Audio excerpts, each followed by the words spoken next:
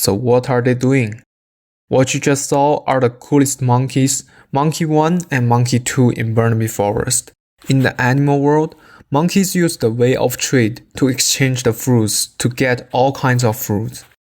In the primitive world, without money, trade is the only way of people to obtain materials. People bring the materials to the market and exchange the stuff they need. This way of trading was naturally formed a long time ago. So today, Jim and I will focus on the international trade, and we are also going to introduce you to absolute advantage, comparative advantage, and terms of trade. So let's get started. Let's take a look at the concepts of absolute advantage and comparative advantage first.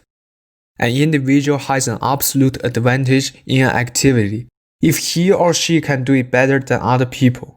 You can produce the most output or require the least amount of inputs. An individual has a comparative advantage in producing a good or service if the opportunity cost of producing the good is lower for that than for other people. So let's start with our first example at the beginning of this video. Monkey 1 can grab 3 bananas and 1 apple in 1 hour.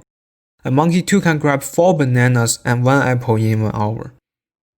So here is the table with information we need. Through this table, we can know that Monkey 2 has an absolute advantage of grabbing bananas, and nobody has an absolute advantage of grabbing apple. As long as this is an output situation, whoever produced the most output has an absolute advantage. And for comparing comparative advantage, we look at the opportunity cost of an individual. The one with lower opportunity cost has a comparative advantage. For an output question, we use the law of other goes over. So the opportunity cost for Monkey 1 of grabbing 1 banana is 1/3 apple. For grabbing 1 apple is 3 bananas. The opportunity cost for Monkey 2 to grab 1 banana is 1/4 apple. For grabbing 1 apple is 4 bananas. So we know that Monkey 2 has a lower opportunity cost of grabbing bananas, and Monkey 1 has a lower opportunity cost of grabbing apples. Therefore, Monkey 2 has the comparative advantage of grabbing bananas, and Monkey 1 has the comparative advantage of grabbing apples. So now, let my partner Jim to introduce you how trade works in current society.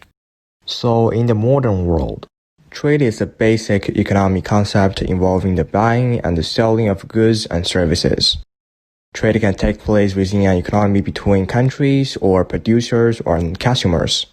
So why do countries trade? Goods and services are likely to be imported from abroad for several reasons. Imports may be cheaper or of better quality. They may also be more easily available or simply more appealing than the locally produced goods. In many cases, no local alternative exists, and importing is essential. This is highlighted today in the case of Japan, which has no oil reserves of its own, but it is global 4th largest consumer of oil. So Japan must import oil it requires. Countries trade with each other when they do not have the resources or capacity to satisfy their own needs and wants. By developing and exploiting their domestic resources, countries can produce their surplus and trade this for the resources they need. But how to trade fairly? We need to look at the different advantages of both countries. Let's see more examples here. In 1 year, Canada can produce 50 planes or 200 cars. Mexico can produce 25 planes or 100 cars. So in this case, Canada has the absolute advantage in both planes and cars. But if you want to trade, we also have to look at the comparative advantage of both countries. In other words, the opportunity cost of each country to produce the goods. So let's calculate the opportunity cost for both countries.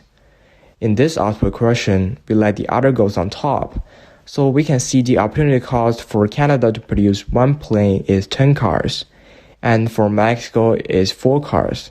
So Mexico has the lower opportunity cost in producing planes, and the opportunity cost for Canada to produce 1 car is 1/10th plane. For Mexico is 1/4th plane. So Canada has a lower opportunity cost in producing cars.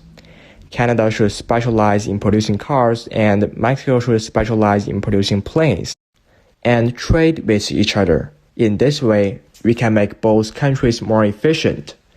Mexico can trade one plane for between 4 to 10 cars, so trade one plane for 7 cars is fair for both countries. Here's the input question. Inputs are what is used in production process to produce output, such as time and labor. Let's see the example. Canada uses 10 days and Mexico uses 30 days to produce a plane, and Canada uses 2 days and Mexico uses 10 days to produce a car. As we can see, Canada has the absolute advantages of producing both planes and cars. Let's calculate the opportunity cost now.